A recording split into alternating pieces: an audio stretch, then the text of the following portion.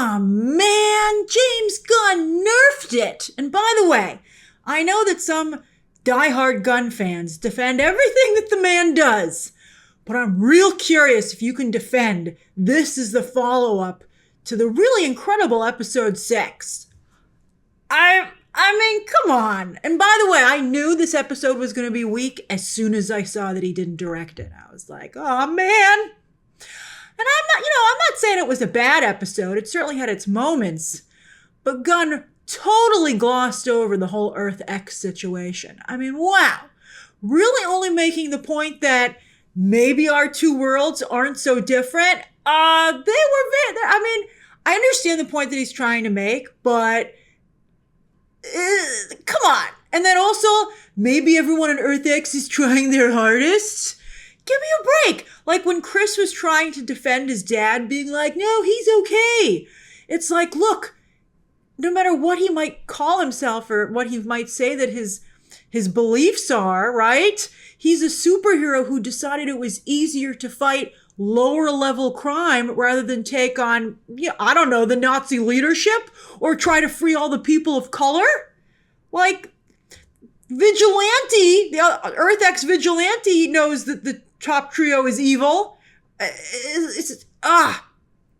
Gunn built up these final 3 episodes so much, but it seems that at the end of the day, they're just going to be Peacemaker season 2 with no big reveals or really true ramifications for the DCU overall. I know the Lex thing, but look, it sounds a lot like the Marvel Disney Plus problem, don't you think? Where there are tons of big promises, but ultimately neither Feige nor Gunn wants to take the risk of making it necessary viewing. And that's okay, as long as it's like I honestly feel if this whole season had been more of an exploration of Earth X and we had truly looked at what Earth X was like and seen where all the people of color were being held. And as I said last, my last breakdown had like a cool team of characters of color who were fighting the good fight, would have been phenomenal. But it's like, it's just more of the same from Gunn is what it's ended up being. Like, we still have one more episode to go, but he's saying this is some of the best stuff he's ever done. And I'm like, it looks a lot like all the other stuff you've ever done. Ugh. And then Lex Luthor, as I said, sure, he joined Argus last episode, but he didn't come back for this episode. And where's Rick Flag Jr.? Are these two really one and done in terms of episodes? There is, again, 1 episode left. So it's hard to totally make a call on this season, but it's not looking good. But it looks to me like from the coming attractions that Rick Flag Sr. is going to open every portal there is but the one that leads to the other version of his dead son. I can't believe that he's not going to. Let's see.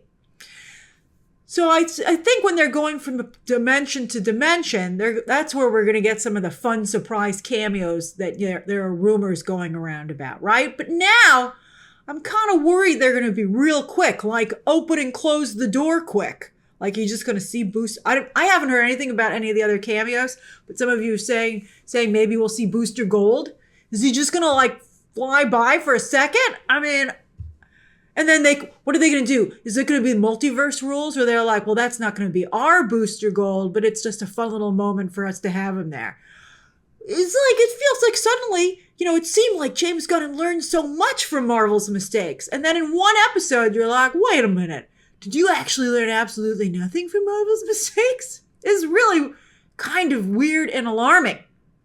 And then also, speaking of repeating himself, those spacesuits look like they're right out of Guardians of the Galaxy Volume 3, man.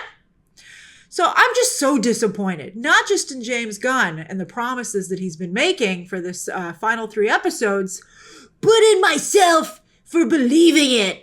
Why do we keep falling for these comic book movie and show promises? What is it? All right, so I think it's because we believed or allowed ourselves to believe, and it seemed like he was, like James Gunn was a true comic book fan, that he wouldn't do this to us. And there is 1 episode left, so. All right, we'll break down this episode in a moment, but I want to know, first, how are you feeling right now? Know who else I'm disappointed in? Economos. Dude was so quippy against Argus for multiple episodes. I was loving him. And then he folds as soon as he goes up against Chris's dad. Granted, Chris's dad did stab him in the hand, but this just wasn't a good look for Is it Economos? Economos? I always forget. But I don't care about him anymore. I really didn't like the way he handled himself here. I lost a lot of respect for the character.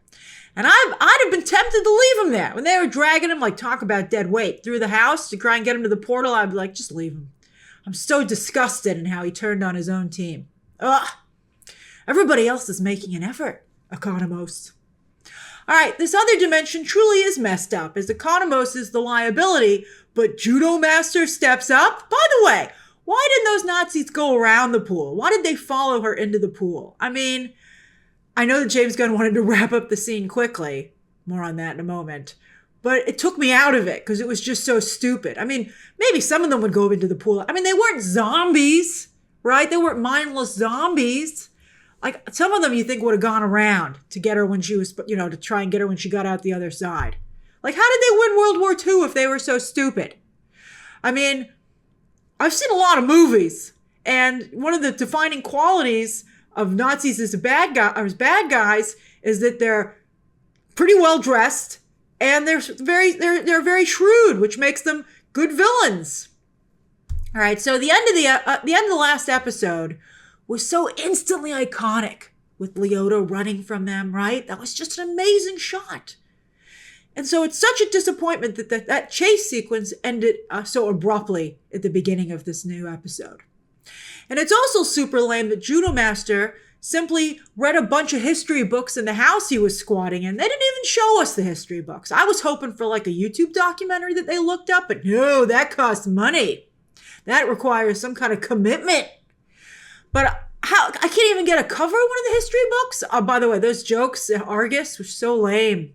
There's no way Chris would have missed those things. It just totally destroyed the cleverness of of the realization in episode 6. It just turned it into a joke instead. All right, so as for Judo Master, it was nice to see that the bond that he forged with Adebayo playing Screwball or whatever. I say James Gunn has some good jokes, and I do think some of the stuff he writes is very funny. But just changing a letter here and there is like, I guess it's like how the British had a letter here and there, but it's as dumb as those lame animal facts that he's saddled poor Vigilante with for the last couple of episodes. But anyway, I like that they really did bond, and that Judo Master backed up Chris when Chris lied and took the fall for everyone else. And Rick Flag Sr. was like, "Is that true, Judo Master?" And he was like, "Yeah, it's true." And I was like, maybe you are okay, buddy. If this show gets a season 3, well, we'll see if it gets a season 3. I mean, we've seen that the ratings have been very poor. But it is James Gunn's show, and he is the head of DC, right? Someone would have to overrule him because he's the one who decides the green light on his own projects. And it's clearly a super cheap show to make, so I guess they could make another season. I don't know. I mean, I like these characters. I don't want them to go away necessarily, right? But do we really need a season 3 of Peacemaker, right? We have one more episode to go, and maybe that'll change everything. But how are you feeling about a season 3 of Peacemaker right now? Me? I'm saying let's get that Mr. Terrific show that there are rumors about, and maybe bring over Vigilante to that show. That's right. I'm coming around on Vigilante. Freddie Stroma continues to shine with these last few episodes. He was hilarious here. I see it now. He delivered some great banter here opposite himself. The line reads were beautiful. One of the best lines in the episode was when hearing that we defeated the Nazis on our Earth. Wow, you must live in a utopia. That was great. That's the kind of stuff I'm looking for here.